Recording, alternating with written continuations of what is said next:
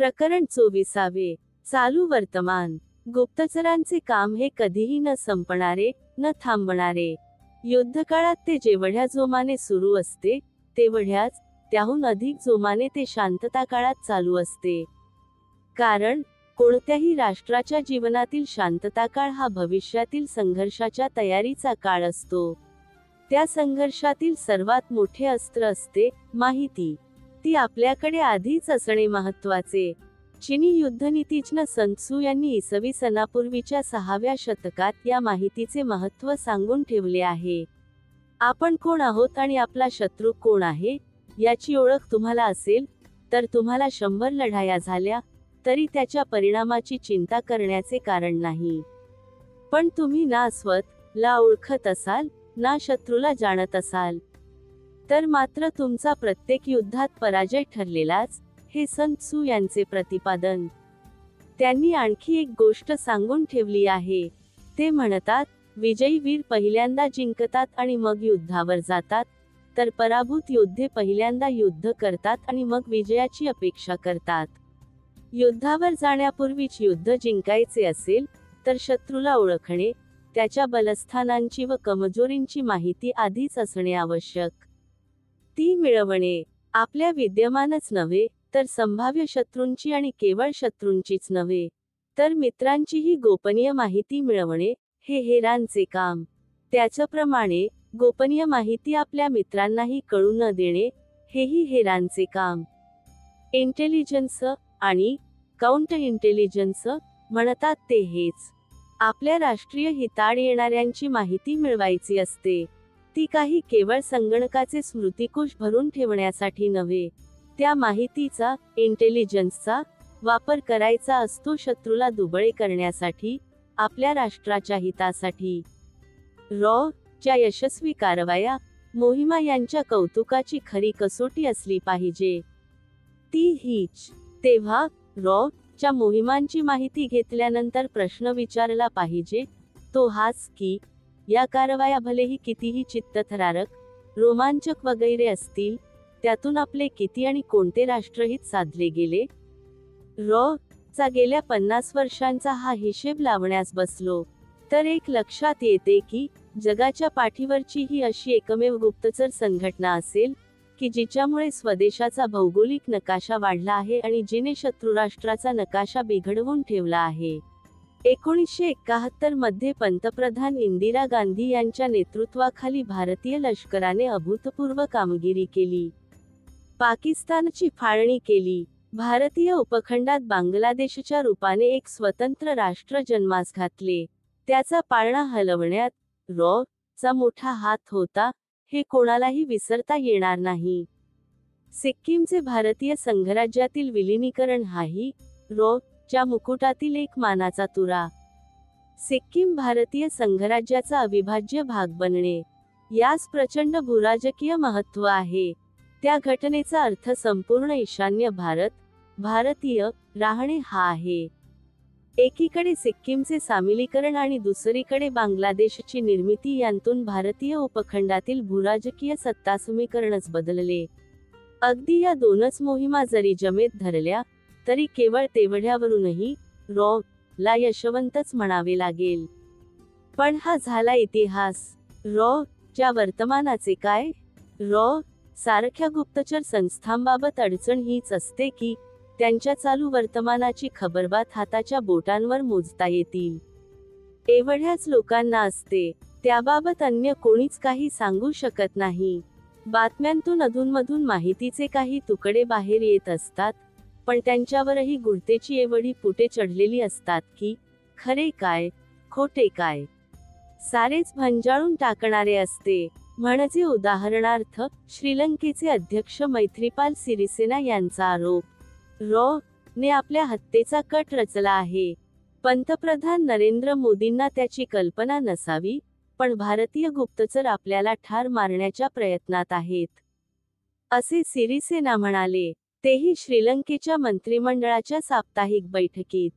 भारत, श्रीलंका द्विपक्षीय संबंधांवर बॉम्बगोळा टाकणारा असाच हा आरोप. ऑक्टोबर 16, 2018 रोजी द हिंदू ने तो प्रसिद्ध केला आणि कोलंबो, दिल्लीतील राजनैतिक वर्तुळात भूकंपच झाला. असा आरोप सिरिसेना यांनी करावा, याला विशिष्ट महत्त्व होते. याचे कारण, सिरिसेना हे भारतमित्र म्हणून ओळखले जातात. 2014 मध्ये श्रीलंकेच्या अध्यक्षपदाच्या निवडणुकीत ते जिंकावेत, ही भारताची इच्छा होती. त्यावेळी चे कोलंबोतील स्टेशन चीफ के. इलांगो यांनी सिरिसेना यांच्या पाठीमागे विरोधी पक्षांची एकत्रित शक्ती उभी केली होती.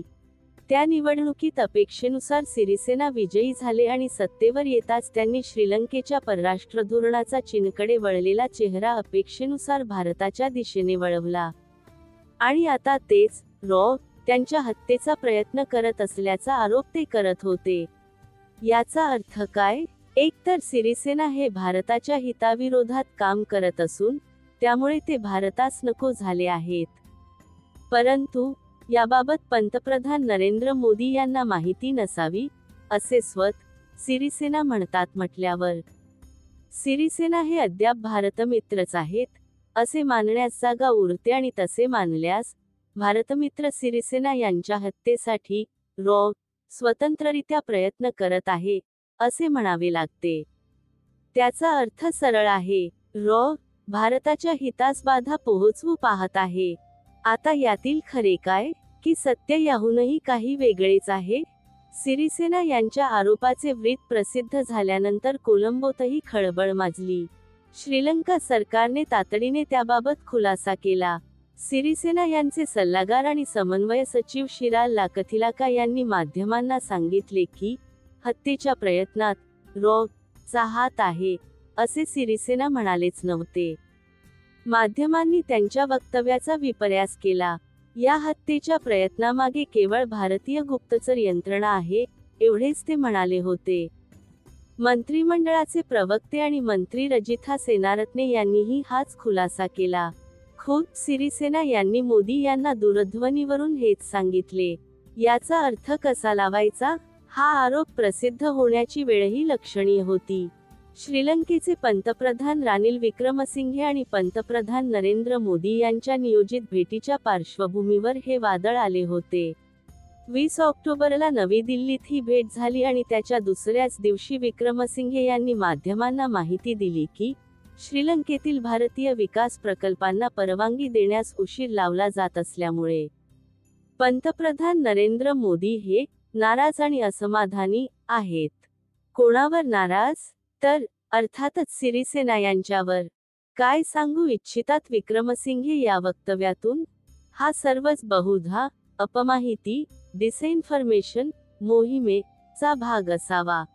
यानंतर आठवडाभरात विक्रमसिंघे यांना पंतप्रधानपदावरून पायउतार व्हावे लागले आणि त्याच वेळी सिरिसेना यांचेच एक मंत्री महिंदा अमरवीरा हे जाहीरपणे सांगतात की सिरिसेना मंत्रिमंडळातील 4 मंत्र्यांचे शी संबंध आहेत. यातील खरे खोटे कधीच समजणार नाही. या प्रकरणाची आणखी एक कडी येते, ती एम थॉमस या भारतीय नागरिकापर्यंत. सप्टेंबर 23, 2018 रोजी त्याला श्रीलंकेतील तथाकथित भ्रष्टाचारविरोधी कार्यकर्ते नमाल कुमारा यांच्या कोलंबोतील निवासस्थानातून अटक करण्यात आली. सिरिसेना यांच्या हत्याकटात सहभागी असल्याचा आरोप त्याच्यावर ठेवण्यात आला आहे. एकूण सगळेच गूढ. या प्रकरणाशी चा संबंध आहे की नाही? सारेच धूसर. मात्र अशा घटनांतून च्या कारवायांचे स्वरूप काय असू शकते, याचा अंदाज नक्कीच येतो. तो चुकीचा असू शकतो, कधीकधी षड्यंत्र सिद्धांताच्या पातळीवर जाऊ शकतो. हे भय अर्थातच आहे. च्या अशा प्रकारच्या कारवाया योग्य की अयोग्य, नैतिक की अनैतिक, असा प्रश्न येथे उभा राहू शकतो. एखाद्या देशाच्या लोकतांत्रिक कारभारामध्ये अशा प्रकारे लुडबुड करणे, तेथील लोकशाही प्रक्रिया भ्रष्ट करणे हे अयोग्य. हा झाला आदर्शवाद. हेरगिरीत त्याला स्थान नसते. Right or wrong, my country, असा एक वाक्यप्रयोग आहे. हेरगिरीत हेच धोरण असते. जे आपल्या देशाच्या हिताचे, ते योग्यच. या कसोटीवर च्या या आणि अशा कारवायांकडे पाहावे लागेल.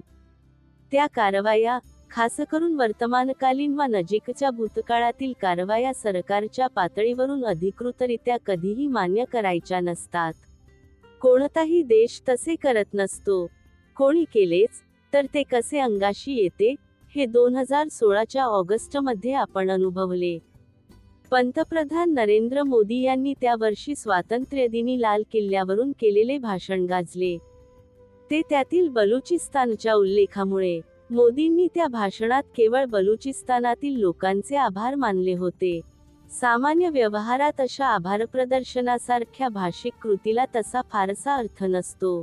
आपण शब्द खूपच भोंगळपणे वापरत असतो. आंतरराष्ट्रीय राजकारणाची, मुत्सद्देगिरीची भाषा मात्र फार वेगळी असते. तेथे 2 वाक्यांतील मोकळ्या जागांतून जास्त बोलले जाते आणि शब्दांच्या गर्भितार्थाला अधिक किंमत असते. खुद्द पंतप्रधान स्वातंत्र्यदिनी केलेल्या भाषणातून जेव्हा बलुचिस्तानी जनतेचे आभार मानतात, तेव्हा त्यातून भारताचे परराष्ट्र धोरणच व्यक्त होत असते.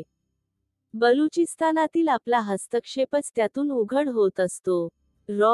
चेहेर बलुचिस्तानात पाकविरोधी कारवाया करत असतात, हा पाकिस्तानचा नेहमीचा आरोप.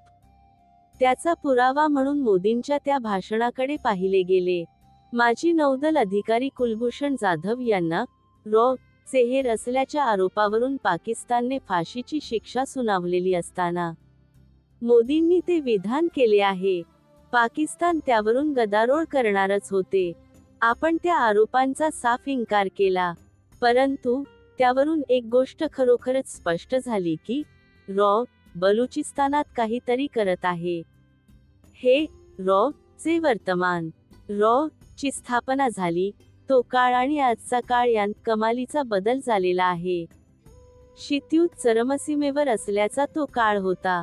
आज अमेरिकेचे अध्यक्ष डोनाल्ड ट्रम्प हे रशियाचे अध्यक्ष व्लादिमीर पुतिन यांच्या कृपेने अध्यक्षपदी आल्याचा आरोप होत आहे.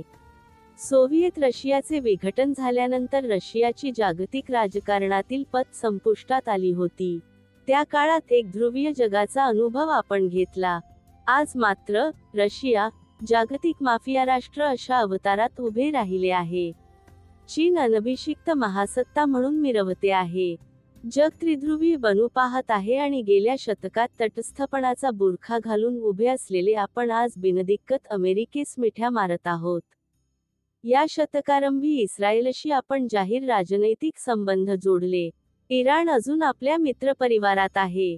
चीनविरोधात आपण अमेरिकेच्या आधाराने जपान आणि दक्षिण चिनी समुद्रातील अन्य राष्ट्रे यांच्यासोबत उभे राहत आहोत. चीन आपल्याभोवतीचे जाळे आवळण्याचा प्रयत्न करत असून नेपाळसारखे राष्ट्रही आता चीनशी चुंबाचुंबी करत आहे. पाकिस्तानातून भारतात दहशतवादाची निर्यात अखंड सुरू आहे. माओवाद्यांचा धोका पूर्वीपासून होताच, तो आता शहरांपर्यंत पोहोचू लागला आहे. ISIS ही दहशतवादी संघटना आता केवळ मानसिक एकराष्ट्र म्हणूनच नव्हे, तर भौगोलिक राष्ट्र म्हणूनही उभी राहू शकते, असे वातावरण आहे. आणि अशा परिस्थितीत ला काम करायचे आहे. समोर आज ही सर्व आव्हाने आहेत आणि ती एकट्यानेच पेलायची आहेत. याचे कारण, हेरगिरीच्या व्यवसायात कोणीही मित्र नसतो. 2 राष्ट्रांमध्ये मैत्रीपूर्ण संबंध असू शकतात, परंतु म्हणून त्यांची हेरखाती एकमेकांची मित्र असतीलच, असे नाही. तो सारा सोयीचा मामला असतो. त्यामुळेच उदाहरणार्थ, अमेरिकेची CIA आंतरराष्ट्रीय दहशतवादाच्या मुद्द्यावर आपल्याला सहाय्य करत असते आणि त्याच वेळी ती ची गोपनीय माहिती चोरण्याच्या प्रयत्नातही असते. तशी उदाहरणे घडलेली आहेत. यातील अगदी अलीकडचे गाजलेले उदाहरण म्हणजे रविंद्र सिंग या फितुराचे.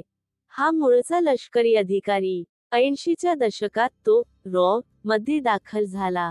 90च्या दशकात दमास्कस किंवा हेग येथे चा स्टेशन चीफ म्हणून काम करत असताना CIAने त्याला जाळ्यात अडकवले. बहुधा तो हनी ट्रॅप चा बळी असावा. कौटिल्याने हेरगिरीसाठी विषकन्यांचा वापर सुचवला होता. हनी ट्रॅप हा तसाच प्रकार. यात एखादी सुंदरशी ललना त्या व्यक्तीची याना त्या निमित्ताने ओळख करून घेते.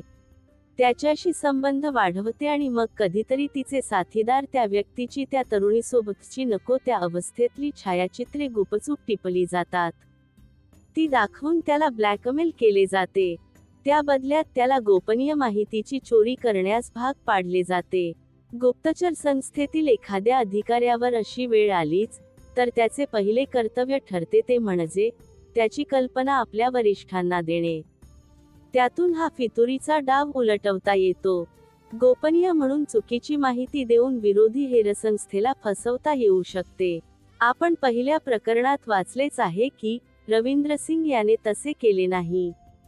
त्याने फितुरीचा मार्ग पत्करला. 2004 मध्ये रॉ च्या मुख्यालयात काम करत असताना रॉ च्या काउंटर इंटेलिजन्स अँड सिक्युरिटी डिव्हिजनला CIS त्याचा संशय आला. त्याच्यावर 4 महिने पाळत ठेवण्यात आली, पण त्याला त्याचा वास लागला. त्याने CIAच्या त्याच्या हँडलरला त्याची कल्पना दिली. ते कळताच CIAने त्याला आणि त्याच्या पत्नीला 1 मे 2004 च्या रात्री एका कारमधून गुपचूप नेपाळला नेले. तेथे CIAच्या सेफ हाऊसमध्ये त्याला ठेवण्यात आले. राजपाल प्रसाद शर्मा आणि दीपाकुमार शर्मा या नावाने त्यांचे बनावट पासपोर्ट तयार करण्यात आले आणि 7 मे 2004 रोजी त्यांना अमेरिकेला नेण्यात आले. अमेरिकेत त्यांना नवी ओळख देण्यात आली, परंतु तेवढेच. CIAने काम संपताच त्यांना वाऱ्यावर सोडले. पुढची 12 वर्षे त्याने आर्थिक दुरवस्थेत काढली. त्यातच 2016 मध्ये एका कार अपघातात त्याचा मृत्यू झाला. असा एखादा अधिकारी गद्दार होतो तेव्हा तो संघटनेचे प्रचंड नुकसान करत असतो. रवींद्र सिंग फितूर झाल्यानंतर विदेशातील अनेक रॉ अधिकाऱ्यांच्या बदल्या करण्यात आल्या होत्या. काही गुप्तचरांना परत बोलावण्यात आले होते, कारण भीती होती की त्याने त्या गुप्तचरांची ओळख CIAकडे उघड तर केली नसेल. रॉ च्या इतिहासात अशी उदाहरणे CIA वा KGB सारख्या संघटनांच्या तुलनेत कमीच आहेत. हेही आपणा भारतीयांची एकूणच भ्रष्टाचाराबाबतची मानसिकता पाहता कौतुकास्पदच म्हणावे लागेल. जगातील सत्ता समीकरणे, राजकारण यांत बदल झाला, तसाच तो तंत्रज्ञानातही झाला आहे. त्याचा परिणाम गुप्त माहिती गोळा करण्याच्या तंत्रावरही झाला आहे. ह्युमन इंटेलिजन्स हा पूर्वी कोणत्याही गुप्तचर संस्थेचा प्राण असे. आज तसे राहिलेले नाही. आजचा काळ टेकिंटचा आहे. गोपनीय माहिती जमा करण्यासाठी आज कृत्रिम उपग्रहांपासून कृत्रिम बुद्धिमत्तेपर्यंत विविध अत्याधुनिक साधने आणि तंत्रज्ञान यांचा वापर केला जातो. रामनाथ काव यांनी प्रारंभीच दूरदृष्टीने रॉ ला याबाबत सक्षम केले.